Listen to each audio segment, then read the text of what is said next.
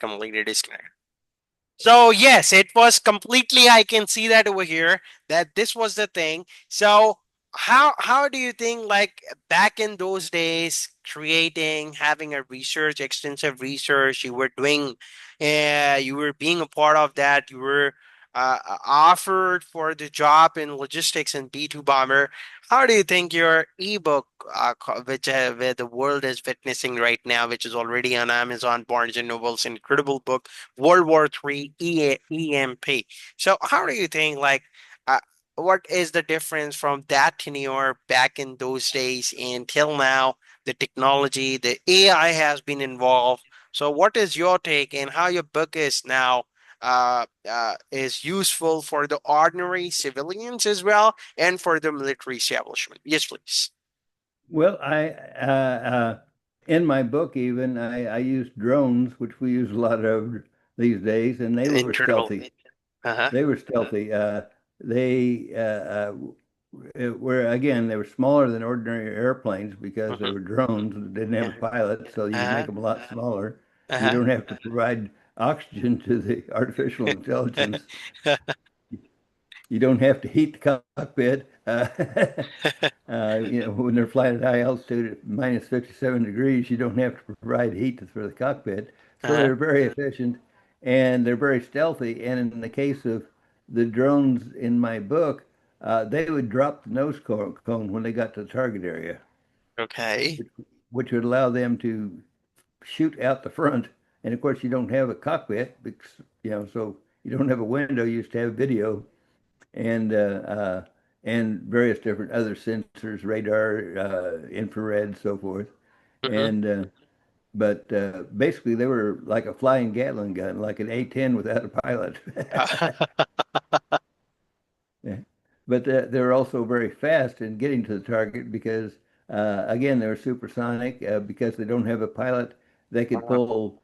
A pilot can maybe withstand 7 or 8 Gs. I know I've pulled a little over 8 myself, and Uh-huh. that was a problem for me when I was younger. I don't know about Uh, now. okay. So how do you think for the B2 bomber, what is the kind of like please share with us the experience, like what kind of a G-force we are discussing over here? And yeah, but in B2 bomber. Yeah.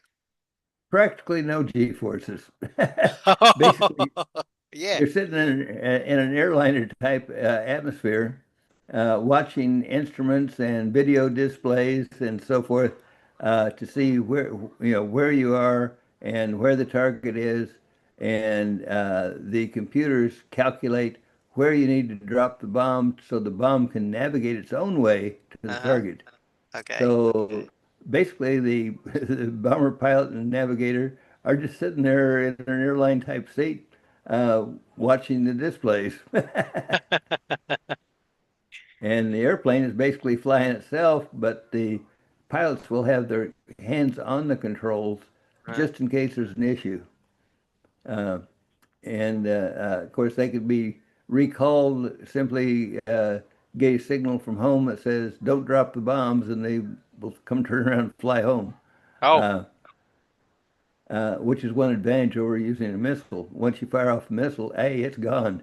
You yeah. might be able to self-destruct it, but that's kind of expensive. So what do you out of the blue? I mean, out of the blue, what's your take about the Fordo Natanz Iranian nuclear plant? I mean, the centrifuges. So, do you think? Obviously, I believe that our American technologies are very astonishing, and that is beyond the human accomplishment. Trust me. So, being the retired U.S. Lieutenant Colonel, since you used to be the part of that huge brain in the United States. You have a tremendous contribution. What is your take? I believe it was completely taken away from the hands of Iran. So, what is your take? Do you think the destroy that after that the residue somewhat left or not, or completely shut down the Iranian nuclear facility? I just hope that they didn't already have some bombs that were already developed that we didn't know about, Mm-hmm. or maybe they had received some nuclear bombs from some other country Okay. that we didn't know about. Mm-hmm. And they could be up there in orbit flying over the United States right now, just waiting for somebody to push the button to knock out all of our electronics.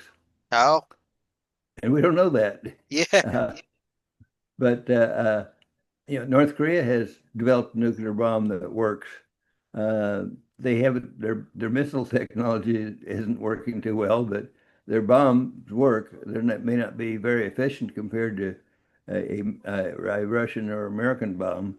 Mhm. Uh, they may have wasted an awful lot of nuclear material, which doesn't actually blow up very well. But they do have the bomb. They could have supplied existing bombs to Iran. So we still have to worry about that because maybe they're over there over the United But you States know, the right now world in is world satellite. is actually being calm. I mean, there is a kind of saying, old saying, you heard it, called horse whispering or soul whispering. So what do you think? Like there is another country who is calm, cool, and collective. United States did the Pearl Harbor thing. They did the Pearl Harbor thing, and then we bounced back with the heavy attacks on them. What do you think about their nuclear technology? They're super heavy as well. The Japan I'm talking about.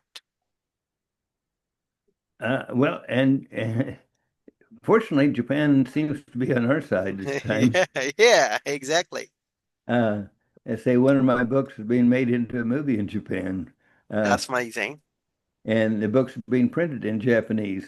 Uh, so, uh, but they have a lot of technology too. But again, the United States is so far ahead. I mean, we're just, it's like a different century.